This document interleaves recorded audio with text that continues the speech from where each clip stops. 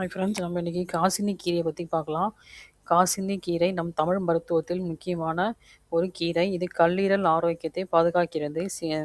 சிறந்த மூலிகையாக இது உள்ளது. உடலில் சேரும் நச்சுக்களை வெளியேற்ற உதவுவதால் லிவர் சுத்திகரிப்புக்கு மிகவும் நல்லது. காசினி கீரை செரிமானத்தை மேம்படுத்தி பித்தம் தொடர்பான பிரச்சனைகளை குறைக்க உதவுகிறது. மலச்சிக்கல், வயிற்றுப்புண் போன்ற பிரச்சனைகளை சரி செய்கிறது. இரத்த சர்க்கரை அளவை கட்டுப்படுத்த உதவுவதால் நீரிழிவு நோயாளிக்கு இது நல்ல கீரை. உடலில் உள்ள உஷ்ணத்தை குறைத்து குளிர்ச்சி தரும் தன்மை கொண்டது.